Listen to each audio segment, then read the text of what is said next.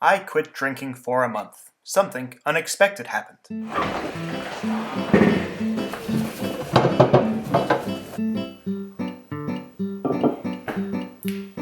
Hey, Mrs. W. Yes, dear. I'm gonna quit drinking for a month. Okay, hon. Hopefully nothing unexpected happens.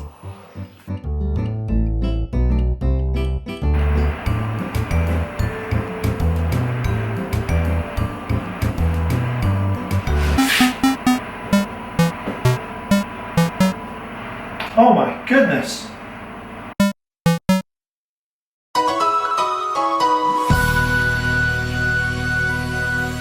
Hello there, welcome back to the Knife Lab.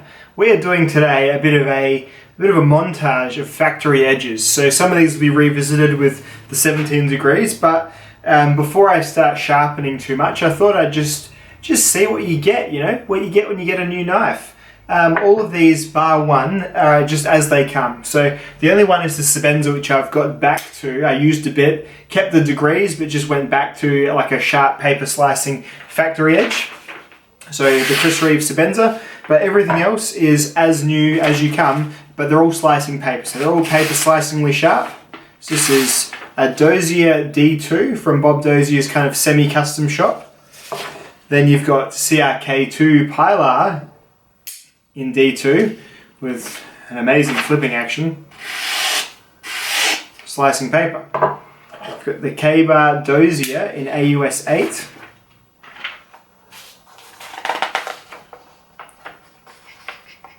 Cha-cha-cha.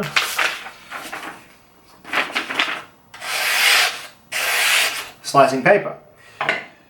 We've got a Buck 110, 420 HC steel.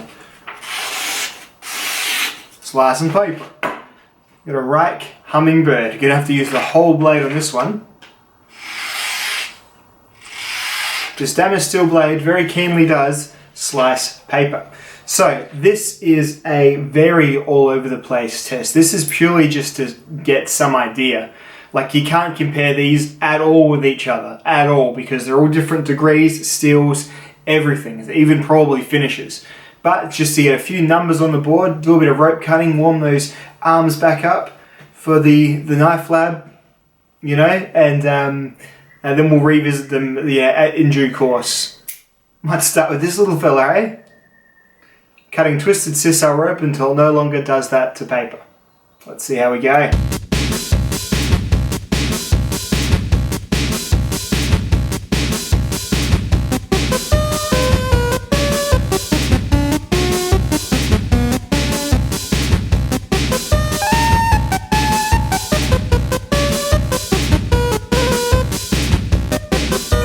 Very decisive 87 cuts it stopped at. I can see point of dulling on the blade. All of a sudden looks more rounded and catches the light from the top. It's damaged steel, tiny little blade though. Obviously the physics on this are completely different, so I don't know what to make of that one, but 87, which isn't terrible, it's a tiny little knife. But yeah, and about an inch or so of blade, so probably less blade than I usually use for my cuts as well. Goodness, that's unpleasant to do rope cutting with. Obviously, Pete, you dick. But there we go, 87, damaged steel, factory edge. Buck 110.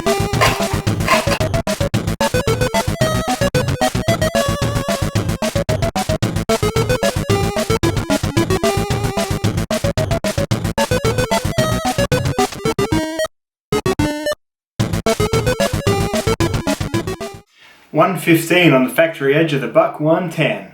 The Dozier Folding Hunter, just from eyeballing it, has the least impressive factory edge, though it does still cut paper in the slice that I like to do.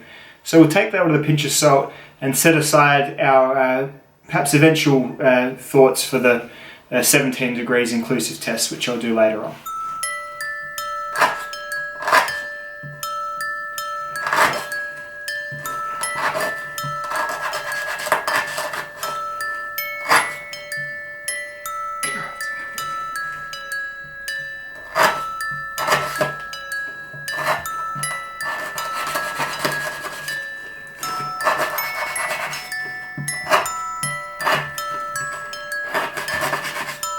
What?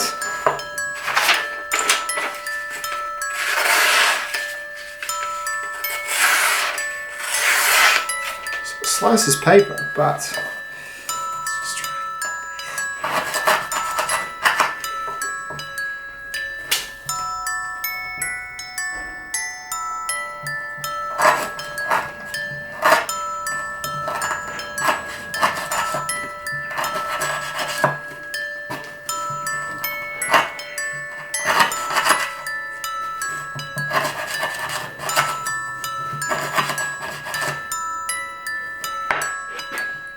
Yeah, no, the edge is too fat to cut rope in the way that I need to for my test, so this one's just going to have to get shelved. It's got a really thick edge, even though it's hollow ground, and it's just, as you see, you have to really saw through the rope, which is not the push cut that I at least try and do for every one. I'll end up sawing or pushing it through, and it'll be even less useful than even the rest of these are, so that one can wait. Really unimpressive factory edge on it.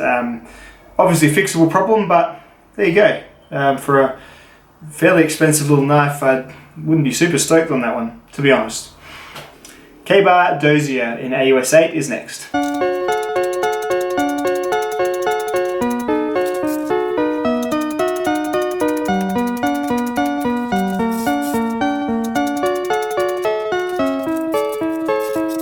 haven't done the simple steels in so long, they just do often stop and are done. So that one stopped and was definitely done at 73, an exact number of cuts. Really interesting, you can just feel it go, nope. And sure enough, you look at it and catch the light on the top, you can see where it's kind of flattened out, whether that was suddenly or gradually, but 73 be the number on this AUS 8 Dozier.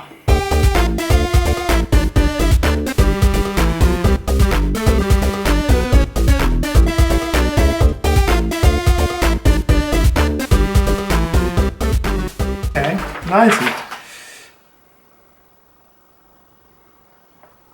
That's strange, 90. 90 cuts on that one. I usually have to double check something. I always thought this was a D2 knife, but maybe it's not. It doesn't say on the blade. 5315, no, it doesn't say the steel at all. I'll just go from the site. Huh, no wonder, it's 8CR14 MOV, I thought it was D2. No wonder it stopped. So yeah, so what was it, 80 odd? So yeah, factory edge, really, that wasn't a nice sharp edge, and I thought this is weird because it's flattened out. D2 generally doesn't sort of flatten like this does, like this has, so, well there you go. Geez, you can always feel a steel out, or at least a large, you know, a differential steel from just doing this cut test. I've got the touch. So yeah, for 8CR14, that's a fine result, not a bad result at all. Cool, and last of all, let's see the factory edge capabilities on this CRK, actually it is CRK Chris Reeve Knives Sebenza. We'll have a look at how this goes from, yeah, very nice little factory edge, it's still sporting. Has been stropped though a couple of times back to being nice. Still the same angle, still paper slicing sharp. Let's see how it goes, huh? We'll see how it goes. Let's just see.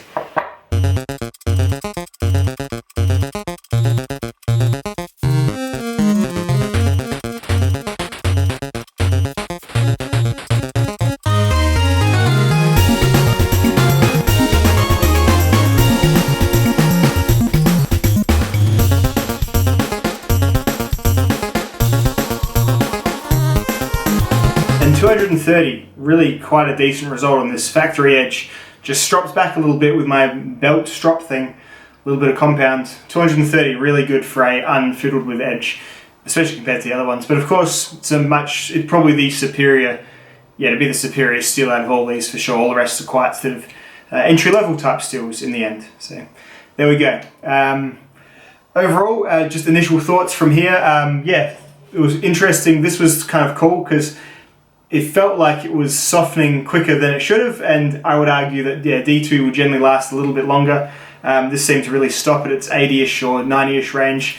It was a really nice edge to start with, but as these Chinese kind of 8CR alphabet super steels go, they don't usually last as long. They're very much in line with what it's cool when that happens. Like, you know, if it, yeah, if it was D2, I would have expected to go a little bit longer, but you never know, I guess. The AUS 8 definitely par for the course, hasn't changed much since I've last cut with it. The 420 HC from Buck is, you know, this knife is born to do this rope cutting test. Yeah, the steel very similar actually in terms of grind to the Sebenza, like sort of great thin hollow grinds that really just slice through that rope, really thin behind the edge knives, very little pressure required to cut downwards through the rope. Just both of these knives just kind of ground to do this sort of work. A knife that is certainly not ground to do this sort of work is this Dozier. Interesting, and I often say it's possible to have an out-of-box sharp. Often zero tolerances are often like this, in my opinion, in my experience.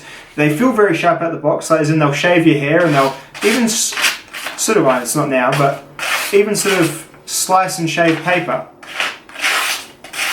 So to an extent, it is still a sharp knife, but doing a job like this rope cutting, which requires a degree of thinness or a degree of agility at that edge and a bit behind it to make it an enjoyable or at least a lower effort task.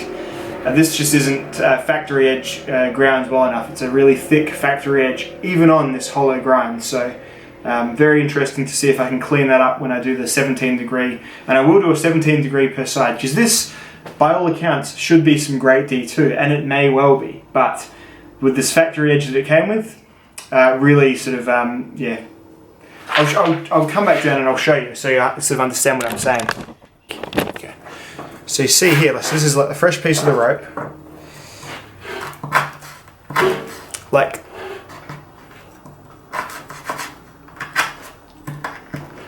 it can cut through the rope, but it requires gouging, whereas then you get, say, the Sebenza. Kind of goes through it so much easier. You get this buck 110, and these have obviously just finished their test, so they're not as sharp anymore. But it like sinks straight through. It's just, and I'm sort of pushing down. This is the knife again, pushing down with the same level of force. Kind of just rolls off. It's only cut like a third through the rope.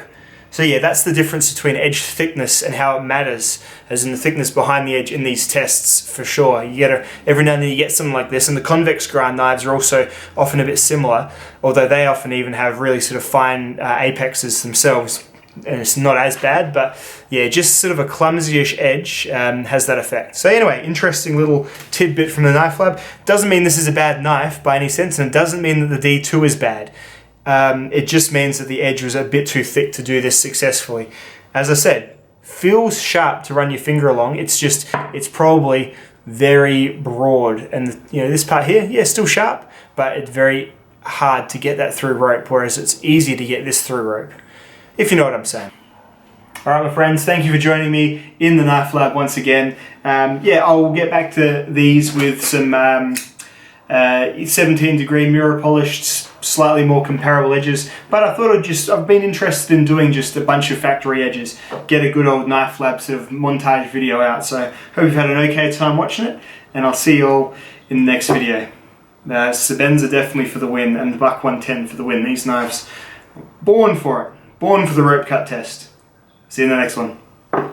It's the Patreon readout. Thank you for being a friend. Brad G, NS, Oscar Medina, Family, Von Banks, Mao, Jason Clark, Richard C. Lewis, EDC Level, Doug Peterson, Rascal 77, Lawrence Medina, Patrick Penner, Nathan Spellman, Mike, Liam Wesson, Chris Holler, William M. Kinsley, Morton Ard, Apple, Carl Miller, Michael Moore, Eric P., Oyster O'Brien, Daniel Casement, Greg Malcolm, Antec 7, Zach Brobs, Jason Leonard, Zerber, Joshua Goldstein, Valerie Harasansky, Stian Larson, Brandon Montgomery, Brian M., Simon Bruce, Advanced Knife Bro, Bjorno, Rudy Pansegraw, Charles Anderson, Fraser Odd, Troy McKee, Drew Estes, David Richardson, Ryan Holzer, Birdshot 4, Jeffrey Kine, Gabe Vigilante Park, Nelson Moo, Kurt Williams, Bruce J. Mack, Patreon John, Richard Noggin, Mark L., Tony, Neil Andrew Valley, Lynn Esborg, Rick Tells Rowe,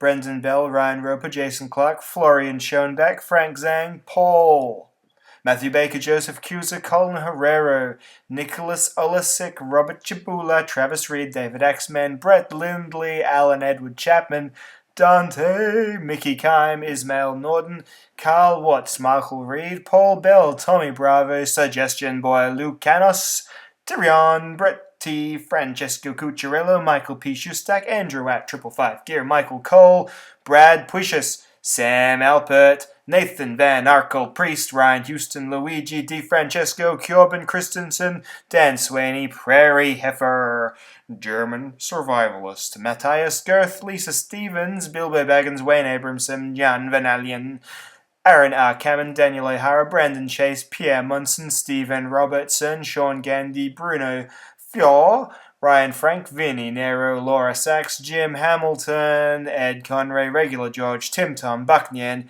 The Chug Dude, Florian, Gary Creeley, and rounding it out as usual, J.B. Morris.